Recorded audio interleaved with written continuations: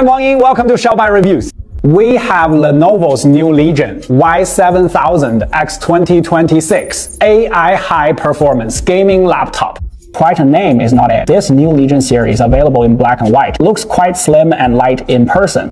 Hardly looks like a gaming laptop. So we were super curious just how well does it perform and the gaming experience. Let us test it out.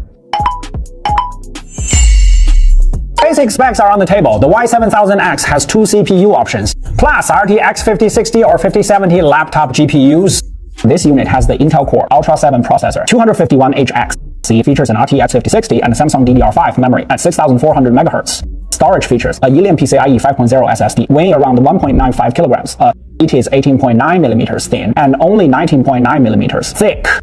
That is quite slim and light for a gaming laptop, making it convenient to carry performance. We will test that later. For the design, we have black and white. Which do you prefer? Let us know in the comments or bullet comments. The lid is made of silk aluminum, and the black one is a bit of a fingerprint magnet, which is why we recommend it. The white one has a sprayed silk aluminum finish, which feels quite delicate to the touch and has an excellent texture. The C side is made of plastic, and the surface also has that silk paint finish. The arrow key placement is a signature feature of the Lenovo Legion. Its slightly raised position proves quite practical. On the right, the numpad is present with good 1.6 millimeters. Key travel, keyboard lighting is adjustable in Legion zone. On the left side, there is a wired Ethernet port, Thunderbolt 4 and 10 Gbps Type-C port. On the right, camera control, 3.5 millimeters headphone jack, and a USB-A. Around the back, you will find a power port, an HDMI 2.1 FRL port, and two USB-A ports. The port selection is generous. The Y7000X boasts a 2560 x 1600 OLED screen from Agar display with a 165 Hz refresh rate. We tested it and found that in SDR mode, the full screen brightness is 501 nits, which is quite excellent. Small window HDR peak brightness reaches 1093 nits. It is also HDR10 True Black certified, providing excellent HDR video performance. Hexarise professional color management allows switching between color spaces.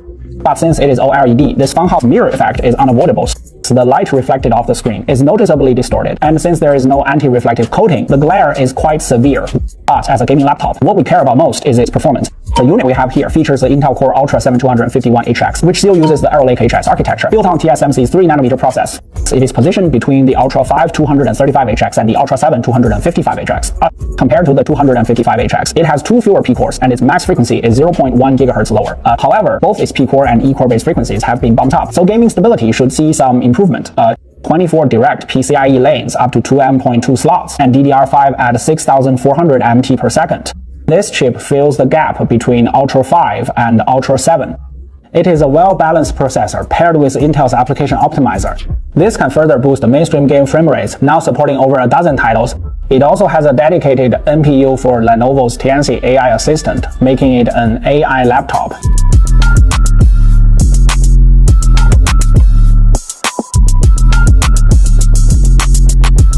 First, let us check benchmarks. Legion Zone offers 4 modes you can adjust for your use case.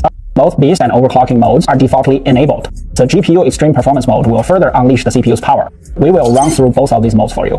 In CPU's single-core, beast and extreme performance modes are identical, both hitting 831, slightly higher than 235HX, though a bit lower than 255HX. Multi-core in extreme performance mode boosted 6%, nearing the 20-core 255HX.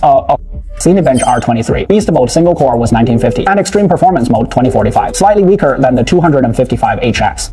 Extreme performance mode multi-core hit over 28,000, close to the 255HX.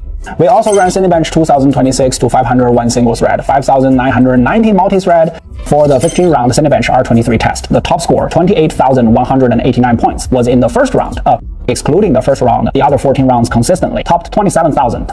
CPU temperature mostly stays under 80 degrees Celsius, meaning the cooling system easily handles this chip.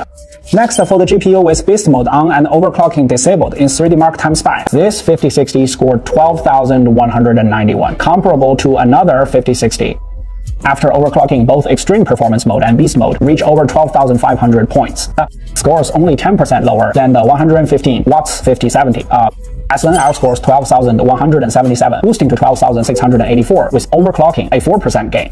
Testing stability with 20 Zen arrow loops, it hit 97.6%, even the lowest score at 12,380.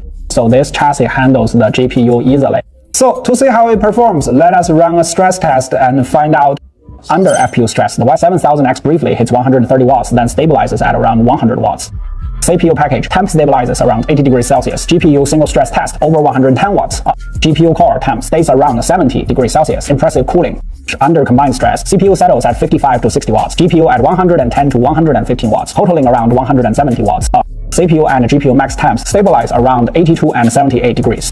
So you can see pulling off 170 watts of performance in such a slim chassis is seriously impressive. Surface temperature. Under dual stress, the C side peaked at 52 degrees Celsius up top, which is well controlled. The middle keyboard area gets hot, though WASD keys are only warm. In extreme performance mode with 170 watts power release, noise hit around 50.1 decibels, which is decent. We also tested other modes' performance and noise, but I will just put them on screen instead of reading them. Overall, noise control is good, especially in balanced and quiet modes. Intel's power efficiency improved this generation.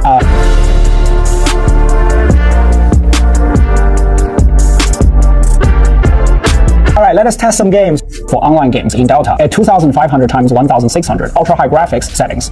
DLSS balance in total war mode. Achieved 133.6 FPS avenue. Average, feeling pretty smooth. However, for competitive games, we recommend lowering graphics for better frame rates. CS2 delivers 525 FPS at 1080p lowest settings and over 230 FPS at 2K high preset. For CPU-intensive games, the Intel Core Ultra 7251HX's performance and efficiency let this laptop play smoothly. For nights, Enfield at 2560 x 1600 on very high graphics preset. In the Wooling City scene, we hit an average of 91.7 FPS, which is decent for an anime game. Next, Black Myth Wukong at 2.5K with ray tracing and DRS frame generation. It averages 64 FPS, and with ray tracing off, the Legion reaches 95 FPS. We recommend playing with ray tracing turned off. We also tested Cyberpunk 2077 at 2.5K preset with low RT and DLSS. It averaged 70 FPS. Overall, it is still perfectly playable. From these 5 game tests, it is clear this Ultra 7 and 5060 setup handles mainstream titles. It delivers excellent frame rates and visuals. Thanks to Intel and Lenovo's power balance optimization, it offers varied power allocations based on game load, allowing for consistent, stable game performance. Finally, let us open it up, remove the bottom and back screws, and the covers come off. Just be careful not to snap the clips. The cooling module features a dual fan and heat pipe design. Internal cooling protects the SSD with a metal shield and thermal pad. Memory is a single 16GB Samsung DR5 6400 MT per S stick. Performance is shown.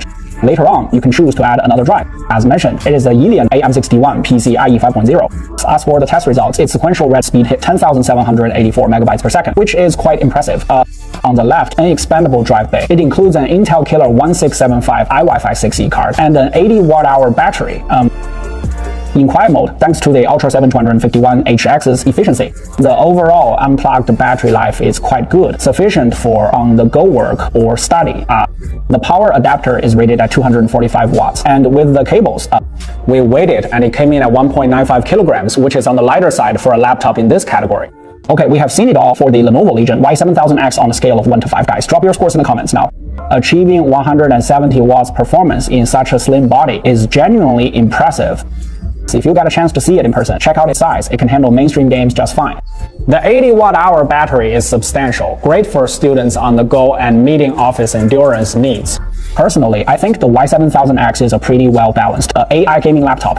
Okay, so that is everything for this video. If you found it helpful at all, hit that like button. Thanks to subjective real experience. Shall I review? See you next video. Bye.